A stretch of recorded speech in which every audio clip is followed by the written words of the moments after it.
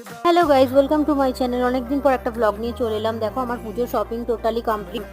মিশো মিন্ত্রা থেকে আমি ড্রেসগুলো পারচেস করেছি। দেখো এতগুলো কুর্তি, অনেক রকমের প্যান্টও কিনেছি। এটা এমন কটন প্যান্ট। তারপরে দেখো এটাও একটা কটন প্যান্টের মধ্যে প্রিন্টেড। তারপর দুটো palazzo pant, chikankari pant, কুর্তিও প্রত্যেকটা অনেক সুন্দর সুন্দর কিনেছি, যেগুলো তোমরা দেখলে বুঝতে পারবে।